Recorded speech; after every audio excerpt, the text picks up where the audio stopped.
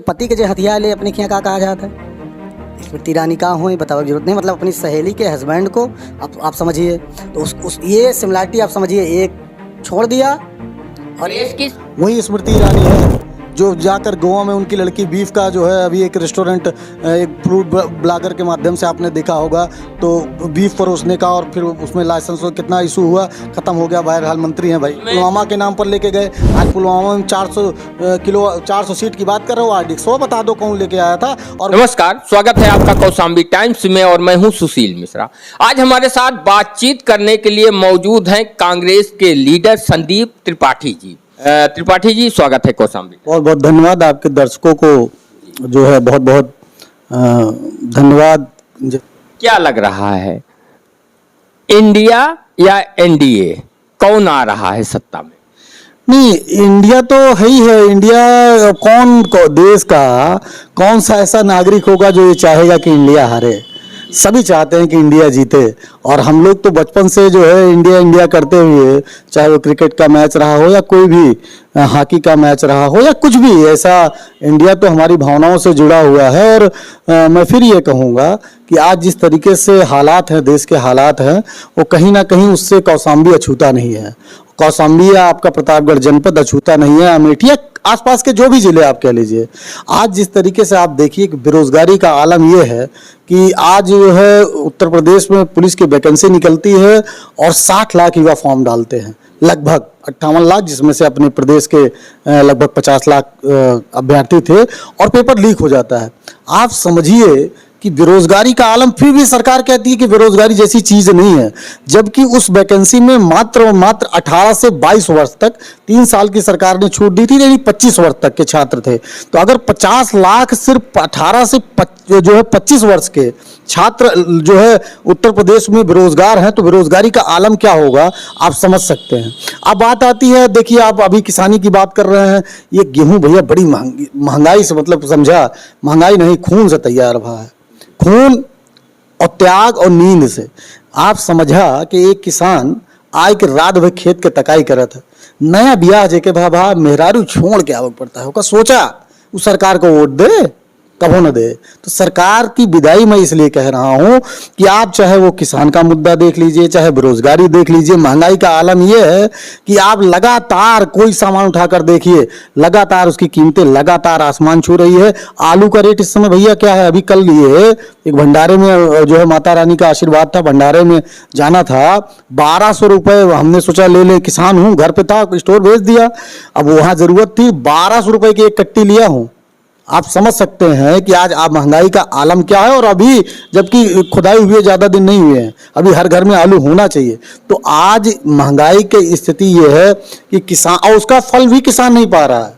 सारा मीडिएटर, वो अडानी जैसे बड़े बड़े गोदाम बनाकर उसका फायदा वो उठा रहे हैं। तो कहीं ना कहीं विसंगतियां आ गई हैं, और जब देश में विसंगति आती है तो जनता विपक्ष का रोल अदा करती है, और आज जनता विपक्ष का रोल अदा कर रही है। इसलिए इनकी विदाई 100 में 100% में बड़े प्यार से कह रहा हूं, बहुत ही प्यार से। उत्तर प्रदेश के लोग जितना बढ़िया स्वागत करते हैं, विदाई उससे धूमधाम से होती है। हमारे यहाँ लड़की की शादी होती है तो रोते भी हैं लोग, लेकिन बैंड बाजा साथ में बजता रहता है। तो अब की बार तो रोएंगे नहीं, लेकिन खदेड़ेंगे जरूर। विदाई, खदेड़ू विदाई होगी भाजपा की। उत्तर प्रदेश में आपको गठबंधन के तहत 17 सीटें मिली। अमेठी, रायबरेली, कई ऐसी सीटें हैं जिसमें अभी तक प्रत्याशियों की घोषणा नहीं हुई, क्या कहना चाहेंगे? नहीं, देखिए कई सीटें नहीं, 2 सीटें हैं। और अभी भारतीय जनता पार्टी भी तो बहुत सारी सीटें हैं कि अगर आप ये कहेंगे वो 56 इंची सीना जो है, शेर, जानवर वाला शेर, इतना बड़ा जो है तड़ीपार, जो है चाणक्य, सब कुछ होते हुए भी आप जो है बृजभूषण शरण सिंह की सीट पर प्रत्याशी नहीं घोषित कर पाते, लेकिन उसकी चर्चा नहीं होगी। इसलिए कि मीडिया, जो मेन स्ट्रीम मीडिया है, वो आपको फोकस वहां पर करेगा जहां पर आप डाइवर्ट हो जाइए। मतलब हम प्रत्याशी नहीं घोषित कर पा रहे हैं, भाजपा के लिए तो बढ़िया है, लेकिन वो काहे लिए इसको इशू बना रहे हैं? अरे आप मुद्दे की बात करिए ना, मुद्दे की बात करिए। मैं फिर कह रहा हूं कि महंगाई की बात करिए, बेरोजगारी की बात करिए। आप अपने वादों की बात कर लीजिए। आपने कहा था 2 करोड़ रोजगार देंगे, आपने कहा था 2022 तक सबको पक्का मकान दे देंगे, आपने कहा था किसानों की आय दुगना कर देंगे 2022 तक, आपने कहा था बुलेट ट्रेन की बात कहां चली गई, बुलेट ट्रेन 100 स्मार्ट सिटी बनाने की बात कही थी, वो कहां चला गया? वो आदर्श गांव कहां चला गया? मोदी जी के वो 10 आदर्श गांव। और अपने कौशाम्बियों वाले से पूछ लिया, जो कहा गेहूं देख बाभन का नहीं, बाभन तो नहीं बोले, मतलब नरिया है। वो कहाँ नरिया, उनके आदर्श गांव कहाँ चला गया 10? वो 10 आदर्श गांव के नाम बताओ हैं जो उन आवत ही लंबी लंबी हूटर बजाए के चला जाती, जनता को मूर्ख समझता है। मतलब कहाँ समझता है, एकदम मूर्ख ही है जनता। आपकी बार मूर्खता न चले, एकदम मान के चला जो हो गया अंधेरे को। एक बार और कहा जाता, अपने यहाँ कहावत यह है, अपने प्रतापगढ़ में एक कहावत यह है कि अंधेरे के हाथे बटेर लाग जात, बटेर लग गई रही, अब लागे होगे वाले नहीं है। 3 उड़ाल तीतीरों नहीं बचे, 2 उड़ान हो चुकी है, तीसरे उसरे में ऐसे रपट के अब की बार निपटा दे जनता। हमका नहीं निपटावेगा, जनता अब की बार निपटाने जा रही है। इसलिए बहुत स्मृति ईरानी बार बार जो है चुनौती दे रही है राहुल गांधी को कि अमेठी से आकर चुनाव लड़िए, और राहुल गांधी कोई जवाब नहीं दे रहे, कांग्रेस पार्टी खामोश है। नहीं, हमने कांग्रेस पार्टी ने मोदी जी को चुनौती दी थी कि वायनाड इस देश का हिस्सा है, मोदी जी को वायनाड से चुनाव लड़ लेना चाहिए, कहीं नहीं ले रही है। और ये जो चारागाह समझ रखा है स्मृति ईरानी और ये गुजराती पंडा एक आया है, वहाँ गुजरात का जो है कहते हैं कि वो लूट वूट के पहले भागा, अब बहुत सारी कहानी है पत्नी। अच्छा, एक बात और मजेदार है भाई, बात चली स्मृति ईरानी से, हमारे देश के प्रधानमंत्री 56 इंची प्रधानमंत्री, जो कि सरासर झूठा प्रधानमंत्री, जो मैं तो कहता हूं कि फ्रॉड करता है वो देश के नागरिकों से, वो व्यक्ति और स्मृति ईरानी जी में थोड़ी सिमिलरिटी में बता देता हूं।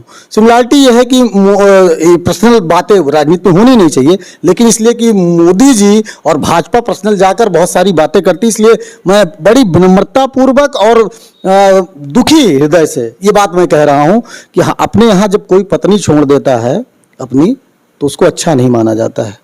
लेकिन ये देश का दुर्भाग्य है कि आज कोई एक अभी है, उसको बता रहे थे विष्णु अवतारी, राम जी का अवतारी, वो उसी गुजराती पंडे की मैं बात कर रहा हूँ, और दूसरे के पति के जो हथियार ले अपने खिया का कहा जाता है। स्मृति ईरानी कहाँ हुई बताओ, जरूरत नहीं। मतलब अपनी सहेली के हस्बैंड को आप समझिए, तो ये सिमिलरिटी आप समझिए, एक छोड़ दिया और देश की सेवा के लिए प्रधानमंत्री जी ने अपनी पत्नी को छोड़ा है, देश की को आगे बढ़ाने के लिए, विकास को बढ़ाने करने के लिए। अच्छा, एक चीज आप बताइए, क्या जो पत्नी मतलब आपकी शादी हुई है? बिल्कुल हुई है। तो क्या आप मतलब देशभक्त नहीं है, देश की सेवा आप नहीं कर रहे हैं? बिल्कुल कर रहे हैं। तो आप ये कह रहे हैं कि जिनकी शादी हुई है वो देशभक्त नहीं है, ये तो भाजपा मतलब बड़ी निकृष्ट मानसिकता है। इनको तो फिर परिवार वालों से वोट ही नहीं मांगना चाहिए, इनको नहीं देना चाहिए। आपकी बार परिवार के लोग बिल्कुल वोट नहीं देंगे, जाए फिर रणुआ सणुआ से ले वोट। बिहार में आरजेडी के जो मुखिया हैं लालू प्रसाद ने परिवार की बात की, तो भारतीय जनता पार्टी के साथ करोड़ों लोगों ने लिख दिया ट्विटर हैंडल से लेकर अपने जो है अकाउंट में कि मोदी का परिवार, तो मोदी का तो करोड़ों की संख्या में परिवार है। नहीं, बिल्कुल एक बात आप समझिए, कुछ लोग जो है अब कहना नहीं चाहिए, कुछ लोग बच्चे नहीं पैदा कर पाते हैं, कुछ दिक्कतें होती हैं, तो वो दूसरे को बेटा जो है, दूसरे बेटे को अपना बेटा कहने में गौरवान्वित महसूस करते हैं। तो जिसके पास परिवार खुद का ना हो, अगर दूसरे के परिवार को परिवार बनाना चाहता हो, अपने परिवार की इज्जत ना करता हो, तो मुझे नहीं लगता है कि वो किसी को परिवार कहने का वो जो है अधिकारी है। अगर वो परिवार की अगर मैं बात करता हूँ, तो मोदी जी 4 भाई हैं, और 4 भाई सब एस्टेब्लिश है। एक भाई उनका जो है आपके डीलर एसोसिएशन का राष्ट्रीय अध्यक्ष है, और एक जो है वेटरनरी के डॉक्टर थे, एक जो है सूचना विभाग में अधिकारी हैं। ये बातें मैं क्यों कह रहा हूँ, इसलिए कि 2014 के पहले बहुत सारी ड्रामेबाजी मीडिया के माध्यम दिखाई जाती थी, चाय की दुकान और मीठा पकवान, ये सब फ्रॉडगिरी जो 420 की गई थी पीआर एजेंसियों के द्वारा। तो वो मैं बताना चाह रहा हूँ कि अगर परिवार की ही बात थी, तो उनकी माताजी का भी देहांत हुआ, और बड़े सनातनी बनते हैं। हमारे सनातन में जब किसी के यहाँ देहांत होता है तो बाल बनवाया जाता है। क्या मोदी जी ने वो किया था क्या? नहीं, देश का विकास करना है, देश के लिए काम करना है। ठीक है, देश की विकास की आप बात कर लेते हैं तो थोड़ी पढ़े लिखे वाली बात हो, हम लोग कर लेते हैं। देश की विकास की अगर आप बात करेंगे तो जीडीपी का आकलन, एक जो मोटा मोटा आकलन होता है, जीडीपी के आकलन में अगर आप देखेंगे तो पिछले 10 वर्ष की सरकार में और 10 वर्ष की सरकार में लगभग 1.5% से ज़्यादा की जीडीपी का अंतर है। पिछली 10 साल की सरकार जो थी, इससे 1.5% ज़्यादा जीडीपी में 10 साल में ग्रोथ की थी। 10 साल की अगर एवरेज की आप बात करेंगे तो कौन सी आप जीडीपी की बात करते हैं अगर आप विकास की बात करते हैं, जहां पर 45 साल में सबसे ज्यादा बेरोजगारी हो जाए, जहां पर आप 30 लाख वो सृजित पद जो आज के 10 साल पहले तक भरे हुए थे, जो धीरे धीरे खाली हुए, उनको आपने भरा नहीं। आप जो है वो आप कह रहे हैं विकसित कर रहे हैं, जहां पर परमानेंट सैनिकों को नौकरी दी जाती थी आप वहां पर संविदा की नौकरी दे रहे हैं। आप 73 साल के बूढ़ा गमछा ठास के और आप उड़िएगा एरोप्लेन से, जनता के पैसे से चाप के चढ़िएगा और जो है युवाओं को कहिएगा कि आप अग्निवीर बन जाइएगा और कहेंगे हम देश विकास कर रहे हैं। ये देश का विकास हो रहा है। अडानी की संपत्ति 1600 मतलब पर डे की बात कर रहा हूं गुना एक आमदनी बढ़ी हुई है, 1600 गुना मात्र 10 वर्ष में। ये कौन सा भैया वो जादू चल रहा है कि सारी संपत्ति बढ़ रही है। और एक जीडीपी की मजेदार बात मैं और बता दूं, जब जीडीपी का आकलन होता है तो उसमें अडानी की भी आय जुड़ेगी, आपकी भी आय जुड़ेगी, संदीप त्रिपाठी की भी आय जुड़ेगी, जो मजदूरी करता है उसकी भी जुड़ेगी और जो नहीं करता है उसकी भी जुड़ेगी। तो सच्चाई यह है कि जो आज दिख भी रहा है उसका मुख्य फायदा आप जो है बड़े बड़े मात्र 22 ऐसे घराने हैं जिनके पास जो संपत्ति है, 70 करोड़ लोगों के पास जो संपत्ति है वो मात्र 22 लोगों के पास है। तो आज ये अच्छा, ये आप कहेंगे कि पहले भी होता था, नहीं, पहले होता था, सबको एक आजादी थी, मोनोपोली नहीं चलती थी। आज आप देखिए एक मोनोपोली चल रही है। मोनोपोली की बात मैं क्यों कह रहा हूं, आपके देखिए गंगा एक्सप्रेसवे बन रहा है, ठेका किसके पास, अडानी भैया। कोई आप प्रोजेक्ट आपका यहाँ एयरपोर्ट बिका, लखनऊ का बिका या लीज पर दिया गया, किसके पास, अडानी के पास। आज जो कुछ भी हो रहा है तो पर्टिकुलर गिने चुने 2-4 व्यापारियों के पास जा रहा है। तो एक मोनोपोली बना दी। जैसे जब जियो आए, मोदी जी आते हैं, जियो आता है और आप याद होगा जो है वोडाफोन, हच, आइडिया, यूनिनॉर, ऐसे कम से कम 14 टेलीकॉम सेक्टर की कंपनियां थी। एक कंपटीशन था और उस समय आते हैं फ्री के नाम पर, सरकार की मदद से आते हैं 70 करोड़ कनेक्शन। मोदी जी की फोटो लगाकर, ये देश में पहली बार होता है कि एक प्रधानमंत्री की फोटो लगाकर एक कंपनी सिम बेचती है डिजिटल इंडिया के नाम पर और सारी कंपनियां खत्म हो जाती हैं। उसके बाद वही फ्री वाला व्यक्ति आज जो है लगभग मतलब मुझे लगता है कि ये 4 साल में दुगना दाम पहुंचा दिया उसी डाटा का, उसी सब कुछ का। तो आप ये समझिए कि हो क्या रहा है, जो ये मोनोपोली सेट की जा रही है, ये देश के लिए घातक है। ये देश सबका है, सबको बराबर मौका मिलना चाहिए। ये देश मैं ये कहता हूँ मोदी जी का भी है, माने या न माने, भले वो जाए अपनी रिश्तेदारी निभाने जो है मलिहाबादी आम लेकर नवाज शरीफ के यहाँ बिरयानी खाने चले जाएं, लेकिन देश में फिर कहता हूँ कि उनका भी है। लेकिन अगर आप किसी एक व्यक्ति के लिए सोचेंगे, देश के लिए नहीं सोचेंगे, तो मुझे नहीं लगता कि आप देश के लिए काम कर रहे हैं। मैं फिर कहूंगा कि मोदी जी का चौकीदार और परिवार सिर्फ और सिर्फ अडानी तक है। मोदी जी चौकीदार पहले बने थे और बाद में जनता को जब ये पता चल गया कि वो चौकीदार हैं लेकिन सिर्फ और सिर्फ जनता के नहीं, अडानी के हैं, तो अब वो कह रहे हैं कि हमारे परिवार हैं। मैं फिर कह रहा हूं कि आने वाले समय में ये पता चलेगा कि ये परिवार भी सिर्फ और सिर्फ अडानी के ही है। ये बताइए अमेठी में क्या होगा, रायबरेली में क्या होगा, और अमेठी में स्मृति ईरानी चैलेंज कर रही हैं बार बार, तो क्या कांग्रेस खामोश क्यों है? मैं फिर कह रहा हूं कि वो चैलेंज आपकी बार कांग्रेस का अगर पट्टा लगाकर एक संदीप त्रिपाठी जैसा एक अदना सा कांग्रेस का कार्यकर्ता भी अमेठी से खड़ा हो जाएगा, तो अमेठी की जनता इस तरीके से मतलब खींची हुई है। 13 रुपए किलो चीनी किसने कहा था? वही स्मृति ईरानी है जो जाकर गोवा में उनकी लड़की बीफ का जो है अभी एक रेस्टोरेंट, एक फूड ब्लॉगर के माध्यम से आपने देखा होगा, तो बीफ परोसने का और फिर उसमें लाइसेंस कितना इशू हुआ, खत्म हो गया, बहरहाल मंत्री हैं भाई। उसमें तो उन्होंने कहा था जो है प्रेस कॉन्फ्रेंस में कि वो उससे मेरा कोई रिश्ता नहीं। हाँ बिल्कुल वैसे ही जैसे जब आरएसएस के लोग जो है जाते हैं किसी को गोली मार देते हैं और फिर आरएसएस के लोग कहते हैं हमारा कोई संबंध नहीं है, इसलिए कोई लिखा पढ़ी तो होती नहीं है। ये तो इनका मतलब पैतृक तरीका है। बड़ी बात आप समझिए, आप समझिए कि जैसे एक जिहादी संगठन या आतंकवादी संगठन जिसका कोई लेखा जोखा नहीं होता कि उसका कार्यकर्ता कौन है, उसका नेता कौन है, उसके आइडियोलॉजिकल फादर कौन है, उसका क्या है। आज आप देखिए वही सेम भारतीय जनता पार्टी के जो पैतृक संगठन है, वैचारिक पिता है या अवैध वैचारिक पिता है, आरएसएस का कोई क्या रजिस्ट्रेशन है? उनको चंदा कहां से आता है क्या बता सकते हैं? और वही चंदा चोरी का धंधा जिस तरीके से इलेक्टोरल बॉन्ड के माध्यम से भारतीय जनता पार्टी ने जनता को और इस देश को लूटने का काम किया कि ईडी जाएगी और आपको अगर इतना देना, जैसे अपने यहाँ होता नहीं है कि अगर नेताजी के यहाँ अगर पैसा नहीं पहुंचा तो 4 तो गुंडा भेज के आपका बिजनेस बंद करा देंगे या पुलिस भेज देंगे, छापा पड़वा देंगे। उसी तरीके से आज भारत सरकार काम कर रही है कि अगर आप पैसा नहीं देंगे तो आपके यहाँ ईडी आ जाएगी, सीबीआई आ जाएगी, आप पार्टी में नहीं आएंगे तो आपके ऊपर मुकदमा लिख उठेगा। और जैसे ही आप पैसा चंदा दिए, इलेक्टोरल बॉन्ड, मतलब ये तो हमारे देश का धन्य है सुप्रीम कोर्ट कि जिसने जो है उसको रद्द किया और उसको नाम बताना पड़ा। तो ये आप समझिए कि जो ये अभी आप कह रहे हैं कि चुनौती, और स्मृति ईरानी जी को पता है कि वो चुनाव हारने जा रही हैं।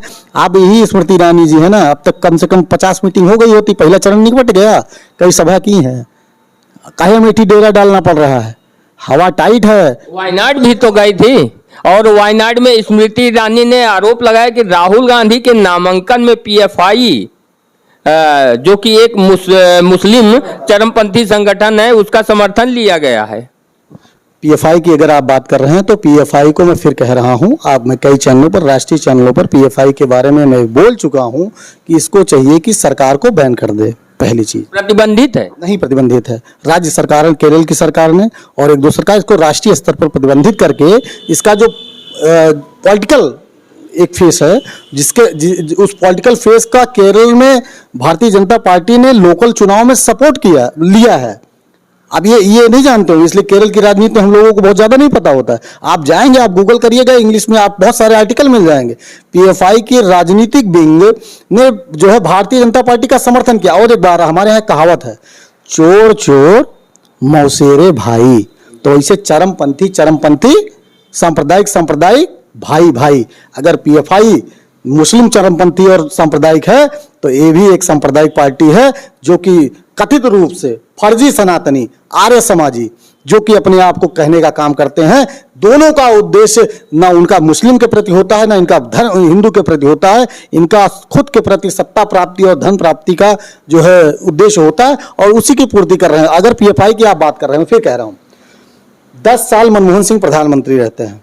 आप मुझे एक वाकया बता दीजिए, जब मनमोहन सिंह जी पाकिस्तान जाते हैं, भारतीय जनता पार्टी का ऐसा कौन सा रिश्ता है कि अटल जी, माननीय अटल जी, जिनका मैं बहुत सम्मान करता हूं, वो प्रधानमंत्री बनते हैं, समझौता एक्सप्रेस और क्या क्या दुनिया भर की नौटंकी हुई, उसके बाद करगिल हमने झेला, उसके बाद मोदी जी आते हैं तो बिरयानी खाने पहुंच जाते हैं और मलिहाबादी आम लेके जाते हैं, अपनी अम्मा के लिए साल लेके आते हैं। हमारी रिश्तेदारी होती तो हम जाते ना, आपकी रिश्तेदारी है। यहां तक कि मोदी जी की जो राखी बांधने वाली बहन भी है वो भी पाकिस्तानी है, और रिश्तेदारी हमारी बताएंगे आप, चरमपंथी संगठनों से संबंध हमारा बताएंगे। और एक बात मैं बता देता हूं, पंचजन के एक संपादक थे वेद प्रकाश वैदिक, जहां तक मुझे याद है, नाम याद है, वेद प्रकाश वैदिक जी जो पंचजन के संपादक थे, उन्होंने जो है हाफिज सईद का इंटरव्यू किया था। आप समझिए कि हाफिज सईद तक पहुंच तो एक हमारे भारत के सबसे बड़े पत्रकार की नहीं होगी, लेकिन पंचजन के संपादक की कैसे हो जाती है, ये समझने की बात है ना। फिर मैं कहूंगा चोर चोर मौसेरे भाई, सांप्रदायिक भाई भाई, तो ये राज है। इस राज को जनता समझ गई, इसलिए आप देखिए खूब माहौल बना तो रहे, हिंदू मुस्लिम नहीं बन पा रहा है। ये कोशिश कर रहे हैं कि हिंदू मुस्लिम बन जाए, एक ही हथियार है, एक ही औजार है इनके पास। अभी आप समझिए कि वो तो पुलवामा के नाम पर लेके गए, आज पुलवामा में 400 सीट की बात कर रहे हो, आज 100 बता दो कौन लेके आया था। और मैं उस समय 2019 के चुनाव में एबीपी न्यूज पे आज भी आप जाएंगे तो जो है क्लिप आपको मिल जाएगी, उसमें मैंने ये सवाल उस समय किया था कि आप बताइए कि ठीक है, एक घटना हुई, आतंकवादियों ने घटना की, जब आपके जो है मुंबई में घटना होती है तो एएनआई जो है हमारे देश की जो आतंकवाद के खिलाफ लड़ने वाली एजेंसी है, एक एक चीज बताती है कि यहाँ से आतंकवादी चले, इन्होंने फला बोट जो है वाले को मारा, वहां से बोट ली, वहां से हथियार मिला, एक एक चीज वो जांच में लाके आती है। पुलवामा की आपको पता चला, दीप सिंधु का नाम याद है जो लेके आ रहा था। अगर दिल्ली के चुनाव में वो आतंकवादी आ गया होता, वो जो है दक्षिण का एक आईएएस अधिकारी था, उसने आईपीएस था, उसने अपने जो है क्षमता पर उसको गिरफ्तार कर लिया। अगर वो आतंकवादी आ जाता तो दिल्ली का चुनाव तो भारतीय जनता पार्टी जीतती। तो किस प्रकार से उपयोग करती है, तो ये सांप्रदायिकता पीएफआई की बात करे अगर भारतीय जनता पार्टी, तो मैं कहूंगा कि इनकी रिश्तेदारी है, इनकी नातेदारी है, और सिर्फ इसी, फिर मैं कहूंगा चोर चोर मौसेरे भाई, सांप्रदायिक भाई भाई। हम सेकुलर लोग हैं, हम चाहते हैं देश में प्रेम जो है प्रेम हो, भाईचारा हो, जात पात ना हो, एक दूसरे का सब सम्मान करें और यह देश उत्तरोत्तर वृद्धि करे। ना कि जो है ये आपस की लड़ाई झगड़े में ये देश पीछे जाए, और जाता है। और कहीं ना कहीं उसका नतीजा है कि आप देखिए आज देश की स्थिति बहुत ही गड़बड़ है। ये बात आप भी समझते हैं और आज जनता तो समझ ही चुकी है। उत्तर प्रदेश में क्या परिणाम होने जा रहा है? इंडिया गठबंधन को कितनी सीट मिलने जा रहे हैं? लगता है कि मोदी जी का स्वयं का चुनाव फंसेगा। जिस तरीके से अजय राय जी वहां पर मजबूती के साथ लगे हुए हैं, लोकल नेता हैं, और पिछली बार सपा का उनको साथ नहीं था, अब की बार जो है सपा का भी साथ है। वहां पर जो है अफजाल बसपा से जो लड़े थे वो भी अच्छा खासा वोट मिले था, अरविंद केजरीवाल जी को भी लड़ा था। तो अब की बार 1-1 की फाइट है। तो आप समझिए कि जब 56 इंची शेर और बकरियों का जो है बड़कवा बकरा ही फंसा हुआ है, तो और 80 सीटों की 79 सीटों की बात करना तो मुझे लगता है कि हास्यास्पद होगा। अब की बार जनता बहुत ही जबरदस्त। आपको नहीं लग रहा है कि बहुत बढ़ा चढ़ा कर बात कर रहे हैं? बिल्कुल, मैं तथ्यों के आधार बात कर रहा हूँ ना। मैंने आपसे कहा कि अरविंद केजरीवाल जी चुनाव लड़े थे, उनको भी अच्छा खासा वोट मिला था, ये तथ्य है। लगभग 2 लाख वोट, जहां तक मुझे याद है, समथिंग आगे पीछे थोड़ा बहुत हो सकता है। लगभग 1 लाख के ऊपर वोट अजय राय जी को मिला था। लगभग 3 लाख के लगभग वोट जो है अफजाल अंसारी जी को मिला था। अब की बार ये तीनों पार्टियां नहीं लड़ रही हैं, इंडिया गठबंधन अकेले लड़ रहा है। तो अगर मैं ये कह रहा हूं कि लड़ाई कांटे की है, तो मैं हाइपोथेटिकल बात कर रहा हूं, या आपने जो प्रश्न किया वो हाइपोथेटिकल? आप एक जान लीजिए मेरा रिकॉर्ड, मैं संदीप त्रिपाठी हूं और मैं तथ्यों पर बात करता हूं। मैं अतार्किक या गैर तथ्यात्मक बात नहीं करता हूं। हाइपोथेटिकल और झूठ बोलने का, फ्रॉड करने का 420 का काम हमने मोदी जी को और उनके नेताओं को दे रखा है। बातचीत करने के लिए धन्यवाद। ये थी छोटी सी बातचीत संदीप त्रिपाठी जी के साथ। आप लोग इस पर क्या सोचते हैं, अपनी राय जरूर दें।